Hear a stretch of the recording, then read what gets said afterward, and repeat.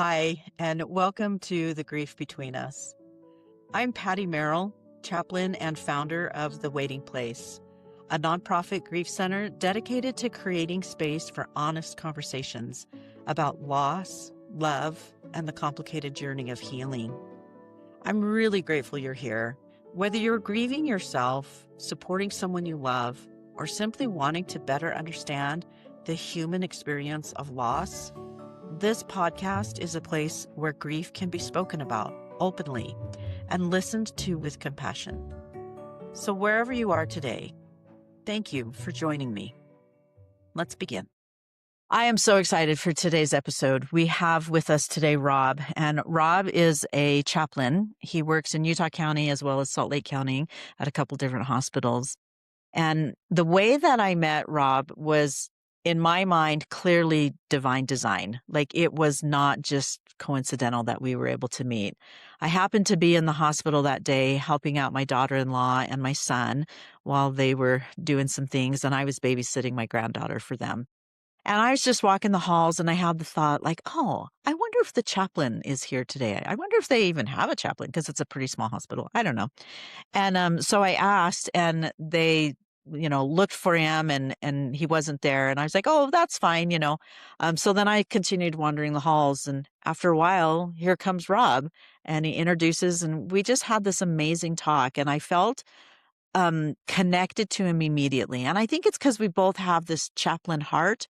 Um, but what he did for me that day was help to affirm that I'm on the right path in my education and in my journey to accompany people in grief and to help them, and in becoming a chaplain myself.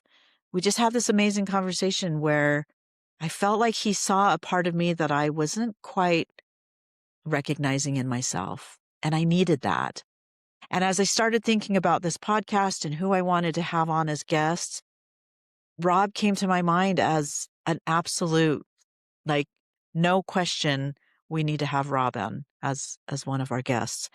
And I think the reason why that felt so strong for me is because of the goodness that I felt from him right away. And, we talk about, oh, I want to be like that person when I grow up.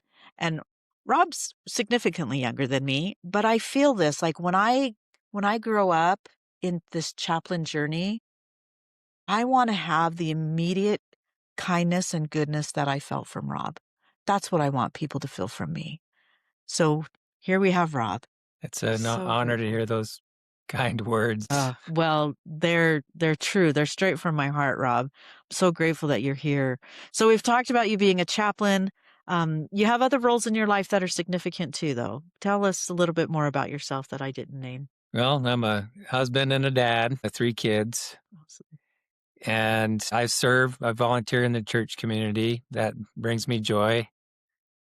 And I'm a veteran, and so I've lived in a few places as well, starting my journey from Canada as a child, coming to the States, and then so I've lived a few places, and I love it here in the Valley. That's awesome. It's where we are now, and Yeah, that's so great. What branch of the military did you serve with? I was in the Air Force. Did you go outside the United States at all? Where were you at? Where's your place? I was in the Middle East, Okay. mostly just in the United States, though. Okay. And yeah, Colorado, New Mexico, California. Awesome. Those are some of the places. Well, thank you for your service. I don't think I realized that you had served in the military. So thank you. We appreciate that and your goodness to serve our And I want to country. mention, I didn't fly planes. I get to ask that question. So what did you fly? My career field was plumbing. It was Plumbing. water and fuel systems maintenance. Okay. And I relate plumbing to chaplaincy, but I love that. we'll see if that comes up at all. So it makes me really curious, like, how do you go from military plumbing and things like that to chaplaincy? Like, at what point did you think, I want to find out more about this chaplain thing? Well, it started with the seed that was planted was people would share things with me, and then afterwards they would say, "Oh, you're a plumber. Have you thought about being a chaplain or chaplain's assistant?" I'm not seeing a connection. Like, I that is so interesting. Like, how Yeah. they made that connection for you. Yeah, But they did, and it it intrigued did. It, you. it intrigued me, and I made it a matter of prayer, and there's more to that. But it was a spiritual journey, some impressions there I followed. That's so amazing. I love that. So let's talk a little bit about your current work then. You're as a chaplain. If you think about your work and what you've been doing lately, what you've been leaning into or learning or experiencing, what feels most meaningful to you right now? What right now, what I'm feeling is so meaningful are not any big, what you might think chaplain moments. They're very simple, quiet, still moments when somebody just lets you in to their space. It's nothing dramatic, and it's usually I can see just a deep breath, and someone will say, I don't know how to do this. They let me into their space, and um that's feels really meaningful. It's an honor for me to be allowed into that sacred space. Something you said they don't know how to do this. They don't know how to navigate the crisis they're in, the grief they're feeling, the complexities of their situation. What do you feel is your job in those types of situations? What's your responsibility to them? So when they can't, Yeah, when I mean, they, you said they might say to you, like, I don't know how to do this. yeah, And in their mind, they might be expecting you in some way to fix this for them.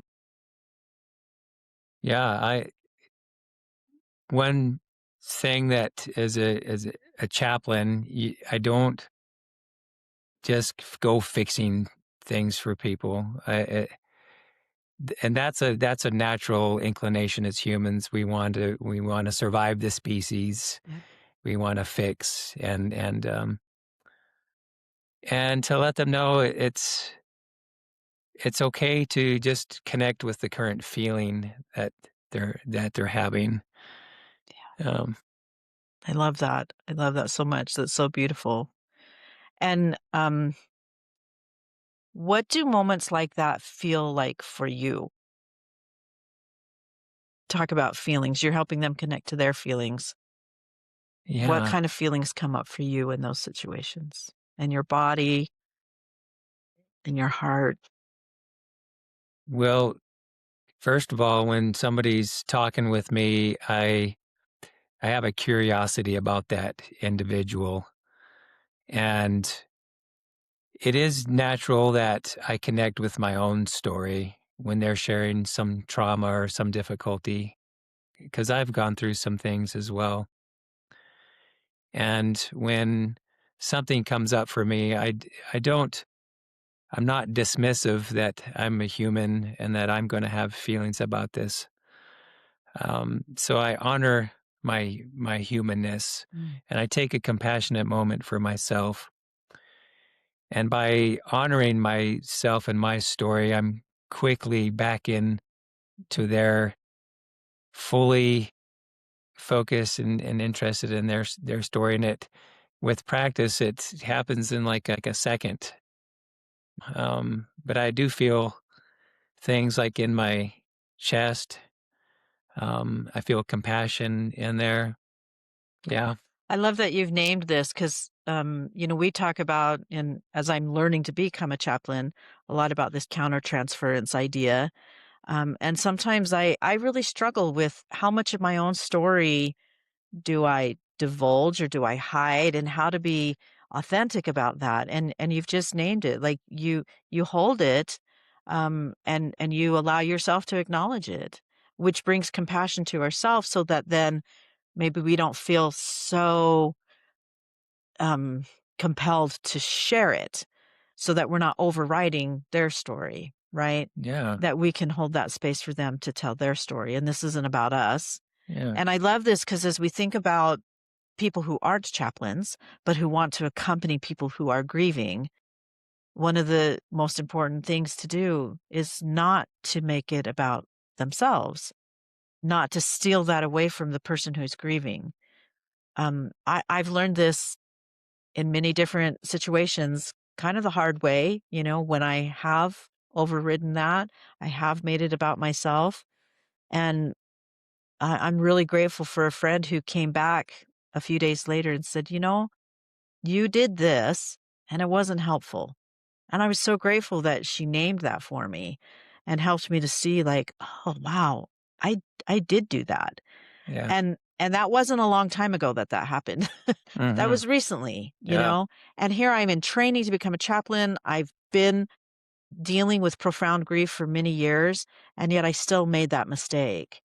So I think in this, I want to kind of point out, like, one, we don't want to do that. Right. That's not helpful. And two, if you do it, we all make mistakes, and we learn from it. And I'm really grateful for my friend that came back and said, I know you want to do better, so let me tell you how you can do better. Yeah. Have some compassion, right? Yes. And we Yeah. have I feel an excitement sometimes, and somebody's sharing something, and I think, well, I've had something like that too, and the energy starts building, and I'm like, okay, I recognize that I have some needs, and maybe I have someone to talk to, Yeah. but later, Yeah. and so I honor that feeling, and then, but yeah, that can happen. Yeah. Yeah. I love that. So we talked about fixing, I think one of the hills that I'll die on if I need to is that grief doesn't need to be fixed. In fact, grief cannot be fixed. What grief needs is to be witnessed and accompanied, acknowledged. How how do you feel about that, first of all? And what has helped you in your journey to feel the way that you're going to tell us you feel? Okay, I'll do my best to answer. Uh, I remember going through some grief myself. I was feeling so numb. I was living in Albuquerque, New Mexico at the time, and my mom was going through pancreatic Mm. cancer. And I showed up to work. I was numb. I was in a room of two other military people, and they could just see that I wasn't there. And Linnell, a coworker of mine, looked at me and she said, "Are you all right?" And I didn't know what to say. I'm there. I want to get my duty done, but I just did. She said, and she knew what was going on. And she said, "Would you like for me to call a chaplain?" She just said that. And I'm like, I had tears start to come just to start to feel just seen by her. Yeah, I sat with a chaplain that day shortly after, and be just to be seen that I was a person with grief going through such a hard thing, and to have that be seen was great. And that chaplain connected with me and wasn't trying to fix me, and was just like validating my feelings. It's It beautiful. was it was a great moment, and I found some healing in not having someone say, "You need to do this and this and get over it and be strong and pray hard." It wasn't that. That's so beautiful. Thank you for sharing that experience. Those are hard things to go through. And I feel grateful that someone was there for you. Yeah. That's so meaningful. I appreciate you sharing that. So let's look at the flip side of that coin, maybe. I'm sure in hospital settings and different things, first of all, I probably should say I'm really, really grateful for medical doctors and nurses. They do amazing things. And in my journey with my husband's long-term illnesses, they've been indispensable, right? Such valuable resources for us through the whole journey. But sometimes I think they have this idea that they're going to fix this. That's their job. right? Mm-hmm. To fix the health problem. So I think what I want to lean towards is what happens when people take that mentality, I can fix this, and apply it to grief, especially in a medical setting, in a hospital setting. People are Mm-hmm. there, they're expecting to be made better by Yeah. medical science. And they're grieving what they're losing. They're losing opportunities that they thought they might have because of a change in their health. Or, the families are grieving for their loved one who's been hurt in an accident or having these serious health challenges. And so they take this medical idea that I'm going to fix this and apply it to grief. Does that make Yeah. sense what I'm Yeah. It asking? makes sense. So, and what happens when we try to do that? Well, you feel like there's something really the matter with you, that your grief is a problem. So you're saying grief isn't a problem? Grief is not a problem. Grief is what the body has to go through for healing, and maybe it's a lifelong healing. It is something that has to be sat with, and so if somebody tells me or tries to fix something, it makes me feel like there's something the matter with me for feeling that way. It's non-validating. And then I think generally too, people will say, if something's wrong with me, I need to hide it, or I need to just like set it aside, push it away. And then over time, what happens, right, to us physically and emotionally, when we're not addressing our emotional needs, right, of grieving. Yeah, not good Yeah. things. And And we end up back in the hospital. yeah, and it is something that I have studied, and even for children. And because sometimes, as you want to be strong as a friend or as a parent, you want to show them that you're just a strong presence, and so you hide your tears. But what happens for the child, or even just anybody, is that they don't have their feelings validated because you're not showing emotion. So the a thought that comes to my mind is, in a faith community, it's so easy to say, well, yeah, this is hard and I'm grieving, but God has a reason for this. God's plan is in motion. So I shouldn't be sad or mad or whatever negative emotion is being identified. Because if you feel those negative emotions, it might mean that you're not having enough faith. You don't believe in God's plan for you. What would you say to someone who's feeling that or Yeah, thinking that? yeah, you're talking about something very real that goes on, that Yeah, happens. because I've done this in my life. Yeah, and culturally, maybe that developed for certain reasons, and so I think there's compassion for that.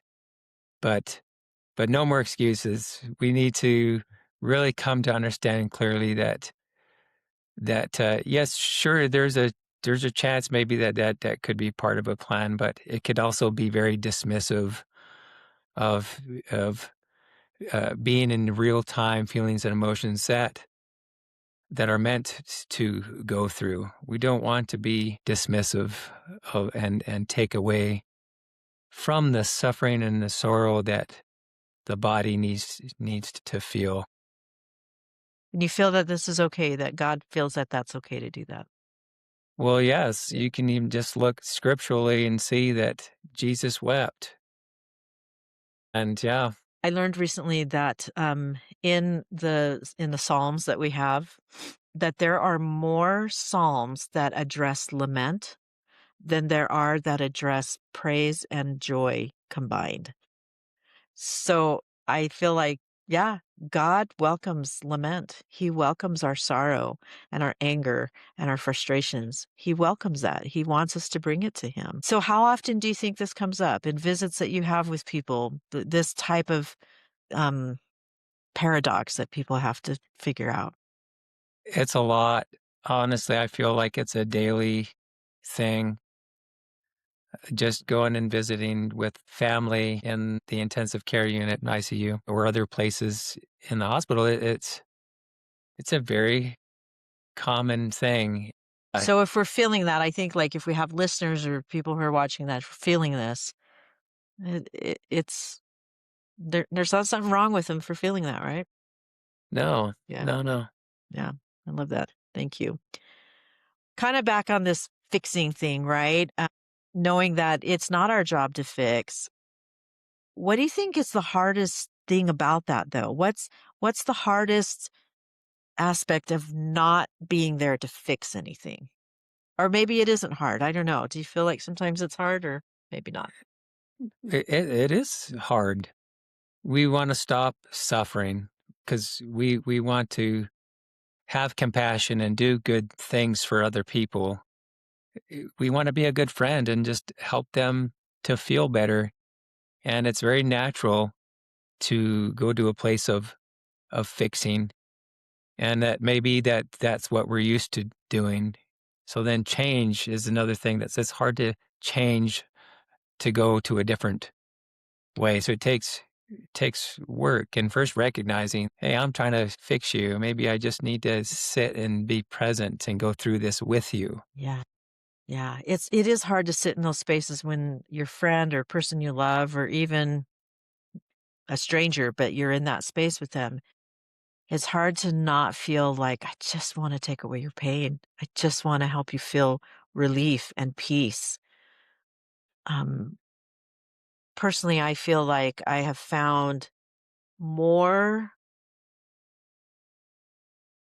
meaning, more strength, more peace when I can just help them acknowledge what they're feeling rather than Yeah. trying to fix what they're feeling, right? Yeah. Yeah. That's powerful. I thank you. It's taking something from the cloud, the unknown, into something that's very visible and tangible, and it might be in a specific place they identify even in their body. Yeah. Where are you feeling this? Yeah. Let's sit with this for a moment. And then it becomes a very tangible thing that they can see and work with. And it's, Yeah. And I love how just reminded really quick how you already talked about how you stay present with people in those moments by acknowledging your own experiences, bringing you back then to what they're going through and to be able to stay present with them in that moment, even though it's hard and painful to watch. I love that. Hey, sorry to interrupt. This is Patty. Just before we continue, I want to share something briefly. As the founder of The Waiting Place, a nonprofit grief center created to support people as they navigate loss, and as a chaplain, one of the ways that I offer support is through grief companionship, which means I'm simply walking alongside people in their grief journey with compassion, listening, and spiritual care. If you or someone you love could use that kind of support, you can visit thewaitingplacefoundation.org, go to the community tab, and then click on programs and services to learn more. Or you can go directly to the contact page to reach out. It would be my privilege to sit with you in that sacred space and accompany you. So let's talk for a minute about what it really looks like, what these moments look and feel like for you. So accompaniments, we accompany people in their grief and in their sorrow and in through those crisis moment. Tell us a little bit about what that really looks like at a bedside or in a waiting room, those types of moments. I think it's very natural to try to fill in spaces, fill in the silence, and move on to something that we think that they need, that we think that would be helpful for them. And so what it looks like for me is just, maybe acknowledging what's coming up for me and that maybe I'm thinking more about me than about what's on their mind. And so that can be a challenge, but I use less words and I might say, tell me more, or I'm very interested. I try not to tell them how they're feeling, that could be at times that may feel validating to them that I say, "Oh, that must be real tough Yeah. and hard," and that maybe might land, but they might actually be feeling a different feeling. So I tend to more say, What's that like for me? I'm very interested." Yeah. And I might even just nod my head or say, "Hmm," Mm. just a head tilt and a, "Huh," I love that. just a small little nonverbal skill that might be good for all of us to occasionally do is just say, "Hmm," and then they can continue on. I love this. Sometimes we do want to name an emotion for someone else. And sometimes I find myself um, thinking of a statement to say. And through my chaplaincy training, we're always encouraged to turn a statement into a question. And I've loved that challenge for myself. So Mm, instead of like your example of, wow, that must be really tough. I mean, you just modeled it. Instead of saying that, how could we ask that as a question? Exactly what you just said. How is that feeling for you? yeah, Don't label the emotion for them. And I love that. yeah. And I might reiterate this several times as we're having this conversation, but as chaplains, that's what we learn to do. But hopefully people that are watching aren't just fellow chaplains, but that there are other people who want to get better at mourning with those who mourn, right? And Mhm. accompanying people that they love in those grief moments. And so I love how you just like don't name the feelings for them. Let them tell you what they're feeling. Don't give them statements, ask them questions. I think that's so Yeah. powerful. Are there certain things that you intentionally don't say?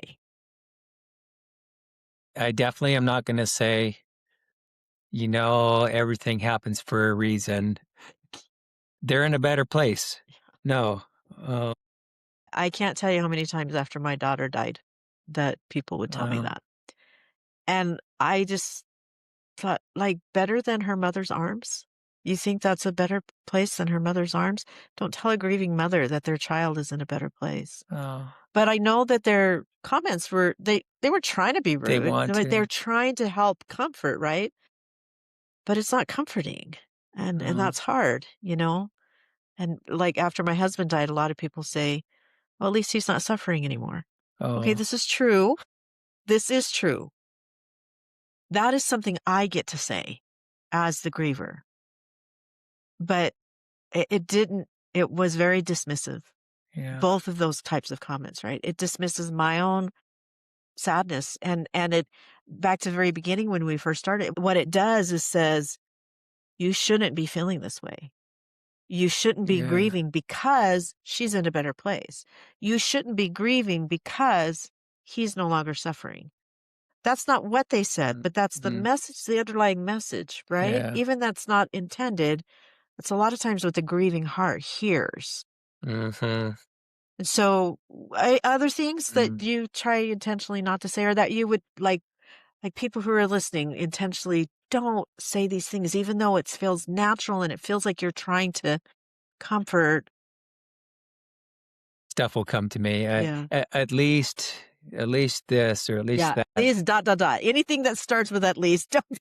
Or they might even ask a question. They might even just ask a question, uh, "Well, how many other kids do you have?" Or I've heard and you're still so young, you can get remarried. Like, okay, it hasn't even been a year yet. yeah, Like, I'm not even thinking about remarriage. Like, can we not go there? And that it was even worse when it was just a few months. Like, almost immediately people started talking about, yeah, but you could get remarried. yeah, What? Why are we talking about this? Or yes, with my daughter, at least you have other children. At least you can still have other children. A week after my daughter died, we found out I was pregnant with our fourth daughter. And yeah, well, at least you can still have more kids. Like, yeah. what? Not helpful. Well, this might sound corny, but I'll say it anyway. I'm a dad, so I have permission to do this. If you want to give someone a present that's grieving, give them your presence. I love that. Yeah. All There you right. go. So I yeah, love that people so don't need answers. They need presence. yeah, I love that so much. Let's talk now. I think, as we sit in these difficult spaces and you over and over and over, um, how do you, one, notice that you're carrying more grief than you need to? Like you're carrying some of that grief from other people. And how do you allow yourself to release that? Yeah, that's great.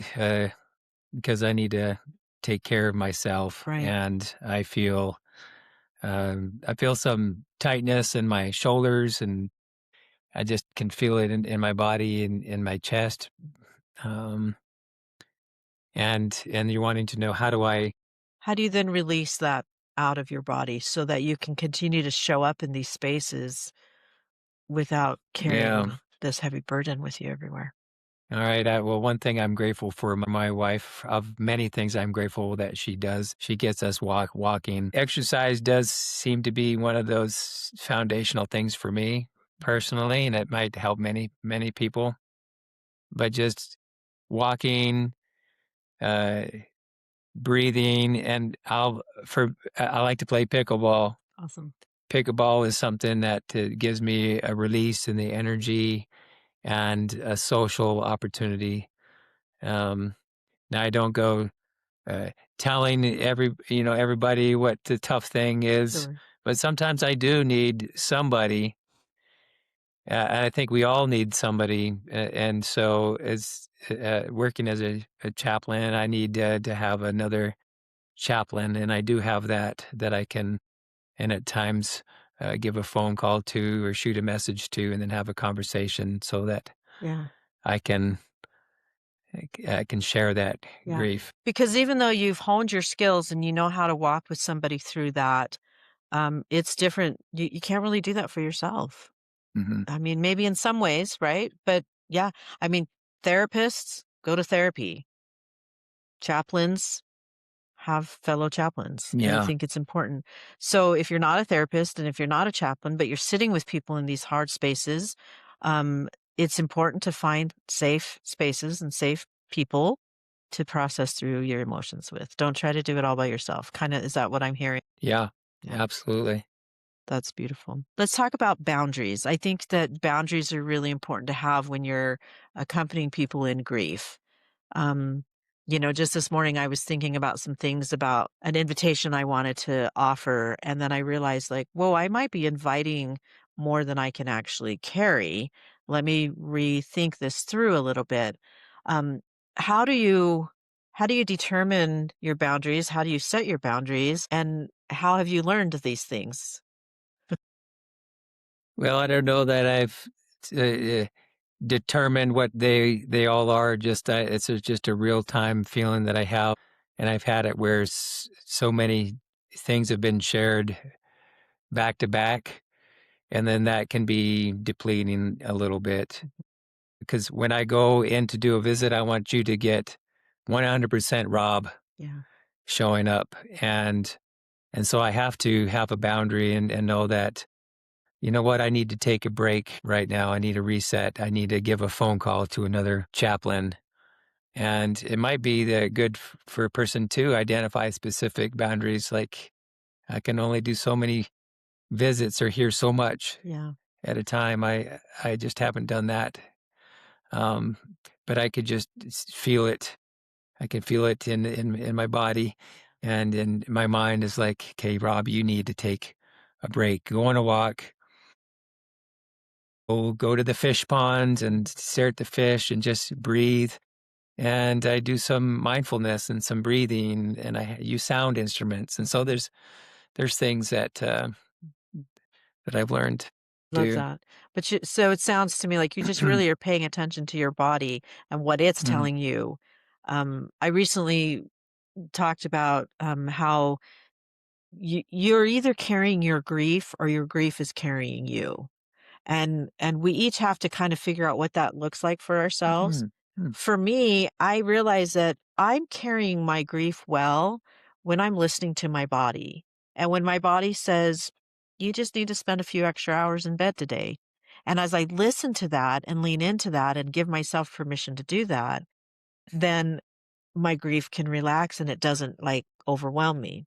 But if I Mm-hmm. push through that, then I start to become ineffective in what I'm trying to do because my grief is still yelling at me and trying Yeah. to take over. So I love Yeah. that you're just Yeah. really learning to listen to your body, what your needs are. Um, Sometimes I think the struggle generally with us as human beings is we say, I don't have time for that. I don't have time to spend a couple extra hours in bed. I don't have time to go to the fish pond. I've got all these things that I've got to do. Hmm. How do you find that balance? How do you do you feel that dichotomy? Yeah, it can be tough to take time for yourself. Yeah. So let's talk about why you do. What have you learned that you're like, I do this when I need to do it, when my body says I do it, I do it. Because why? What has taught you the importance of that? There's one person that I'm going to be stuck with always, and it's me. I want to be happy and be real, and um, also I want to do good, and I cannot do the most good if I haven't taken care of myself. And so that could be needing a vacation. That could be needing um, to take that hour or two off, or a day or a week, Mhm. and maybe go to Hawaii or something. I don't know. Yeah, I love that. Um, I love that. You know, I've been doing a lot of work recently with caregivers. I was a caregiver for many years, and a lot of what I find myself just naturally going into these environments where I'm working with other people who are currently caregiving, and there's a statistic, I don't know what it is, but basically that a lot of caregivers actually end up passing away before the person that they're caregiving oh, for because of the stress, because of the grief they're holding, and this idea that I have to be everything for this person and I can never take the time for mm, myself, right? And so I think what you've talked about here is so valuable. And I hope if there's anyone listening that are in that position where you're caregiving and you feel like you can't step away, the importance of stepping away and taking care of yourself is so vital, yeah, right? How can you give your best to your loved one that you're taking care of if you're not giving yourself your best as well? And finding yeah. that balance is so tricky sometimes. That can be hard to do for many people, Yeah. and they might feel like there's no one else around. Yeah. There's And so much guilt in connection to that too. Like if I step away, my husband's still at home sick and I'm stepping away, he doesn't get to step away from that. But I'm being yeah, selfish and there's a lot of guilt, you know. mm, But I'm grateful that I came to a point where I could recognize that this is my journey. My journey is to be his caregiver. His journey is to be sick. And I have the need to step away and to replenish. The Bible talks about replenishment a lot. And mm, I think that everybody needs to find a way to replenish themselves, not yeah, just the earth. But it's hard. It's so hard, it you know? is. Yeah. You had a faith community before you became a chaplain. You're still a member of the same faith community, which is the Church of Jesus Christ of Latter-day Saints. Yes. How has becoming a chaplain and the work that you do changed or grown or strengthened? How has it changed your relationship with faith, um, with certainty, with God in general? It's a good that's a good question. Because in faith, I have a lot of faith and certainty, but I think I'm becoming more comfortable with that. It's okay for things to be uncertain. It could be very off-putting, by the way, too, if I'm just feeling myself so certain. And so I've learned to hold more curiosity, and that it's really good to be curious, just curious about things, open. to new things that maybe my faith community is not used to. And so as a result, I've incorporated some beautiful things that are totally in sync with my spirituality. Maybe not used to by some in the faith community, but just I've learned to just be more open and curious. I love that. I think as human beings, we want certainty, right? We want things to resolve. When something comes up and there's a struggle there, we want resolution. And there's so many things in this life that don't resolve. How have you learned Hmm. to sit with those questions about things that you don't have answers for, that can't necessarily be resolved right now?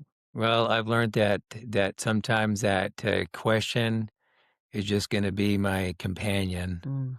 on a journey, and I may still continue to search, and maybe I'm trying to figure out some meaning or purpose of a thing, or what's coming next in the next life, and there's a curiosity, and I don't know have the answer, and to be okay that that's a human thing to want to know, and there's nothing wrong with me continuing to keep searching and having that question just to be at my side constantly, to have compassion on it, and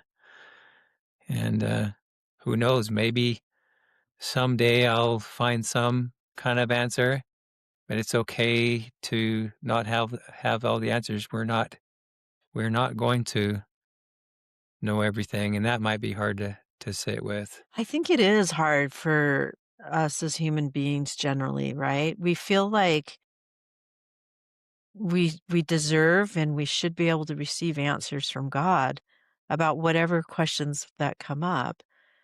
And I feel like for me, my grief journey and this last year of um, my chaplaincy training, I feel my theology shifting a little bit. Mhm. Where when I was younger, I had this, I wouldn't have defined it then as this, but this theology of suffering that I held, Yeah. that there was a reason for the suffering and it had to be very clear and it was very certain, right? And Yeah. now I feel my theology of suffering has loosened up so much. And so I feel like you just kind of defined that for me in very real ways. And I just resonate with what you said so much. Um, I love that.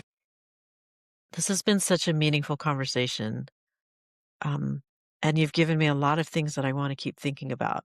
I can see myself listening to this conversation over and over the next weeks and months. And each time I feel like it's going to help me to go deeper into what truly my own theologies are shifting into.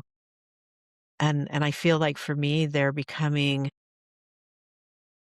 less rigid, Mhm. which feels so much more comfortable and safe. Yeah.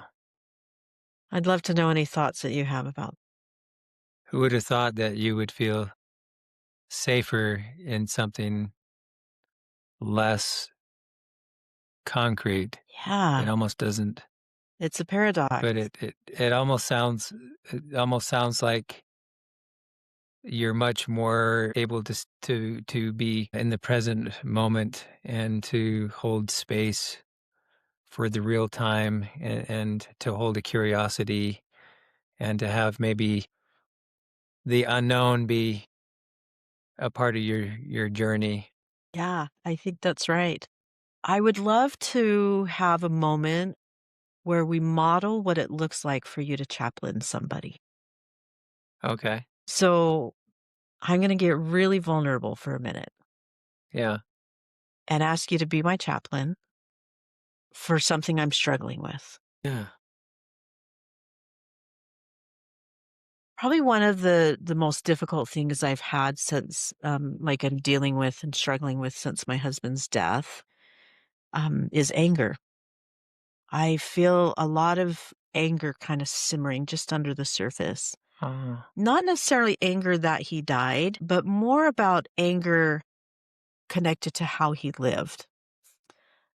Through his illness, long-term being sick, he became kind of an angry person, difficult to live with.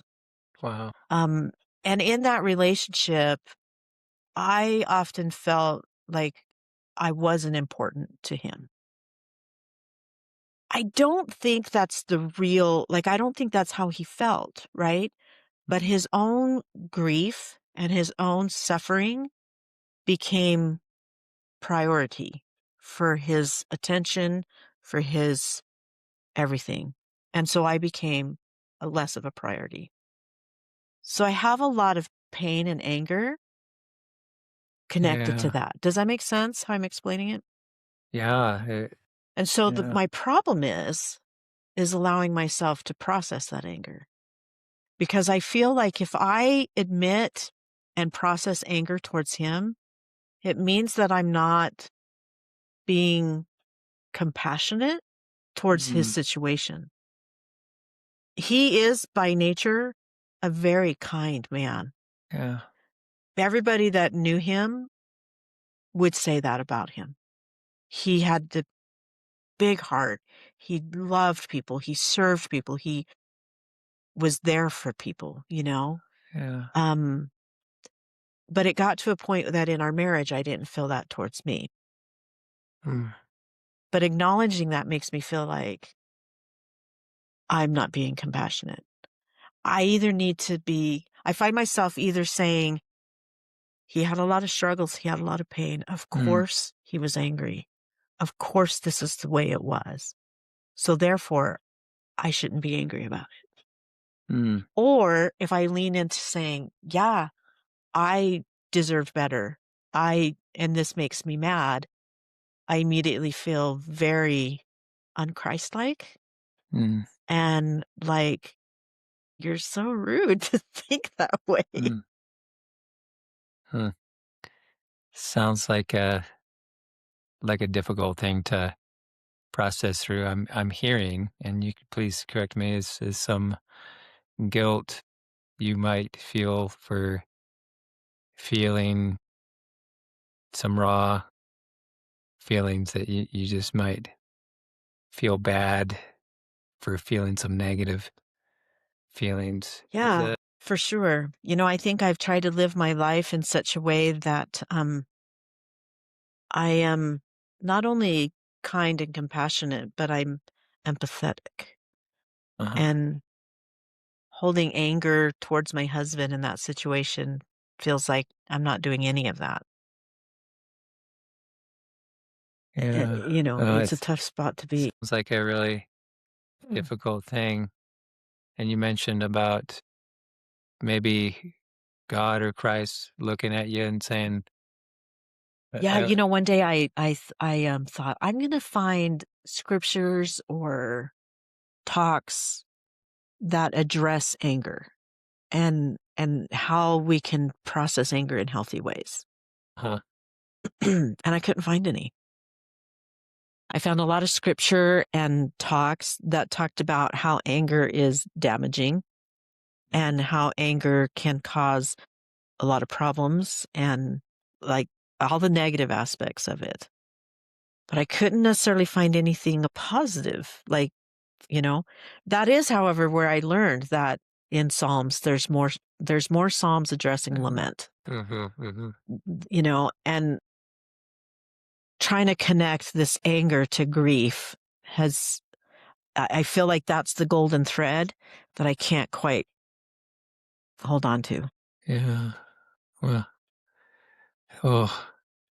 it's like a really hard thing.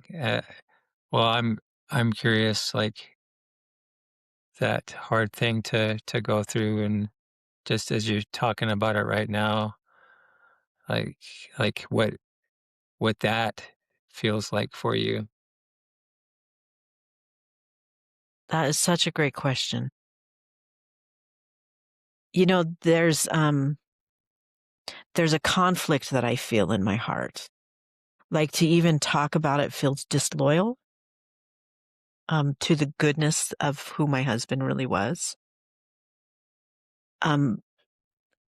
Leaning into that feels disloyal to myself and acknowledging the pain that I felt. And it's a hard conflict to have, that who am I going to be disloyal to? Yeah. But I do like what you Yeah. named earlier about you have one person that you're stuck with for forever, right? Yeah.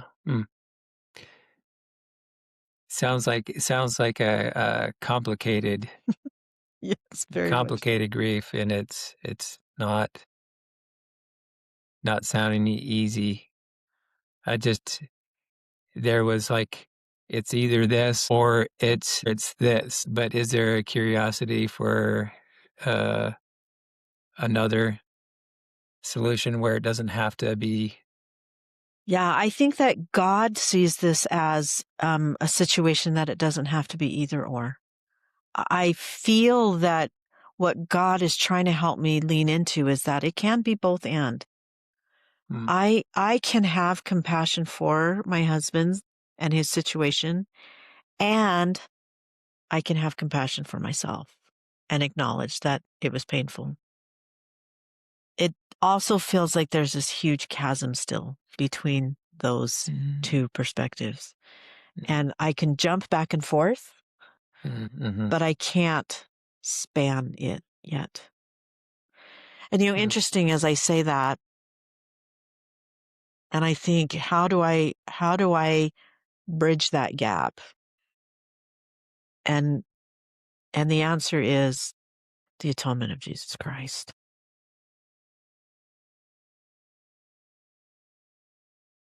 Thank you. Yeah. Yeah. That was a good epiphany right there Yeah. that you helped me get to. It comes from within your soul. It's in there. I can't imagine what that's like for you. Thank you. As we finish up this episode, Rob, I really want to give you the last word, to be able to speak to whoever's listening or watching, whatever you're holding in your heart. If there's something you feel like you'd want to say to someone who is grieving or who is trying to accompany somebody in grief, or I don't know, I don't want to put words in your mouth. Just whatever you're holding in your heart, we'd love to hear. Well, one of the things that keeps coming to my mind is the gift of presence, real time, right now, this immediate moment. I think we should have compassion on ourselves when we are future thinking or we're problem solving. Let's maybe acknowledge that we're human and that that's something that we're going to want to do out of a good place. When what the real gift that we can give ourselves and give to a friend, someone that we're ministering to, is just the gift of just sitting still with them. It can be hard to pause, but maybe that's something that we need to incorporate, is more stillness into our interactions with others. That's beautiful. Thank you. Thank you for being here and taking the time out of your day and sharing your wisdom and your strengths with us. Really appreciate it. Yeah. Thanks a lot. Thank you so much for spending this time with me today on The Grief Between Us. If this episode and the things we talked about resonated with you, I would be so grateful if you shared the podcast with someone else who you think might enjoy listening to it. The more these conversations are shared, the more we can help create spaces where grief is understood rather than avoided. Until next time, take gentle care of your heart.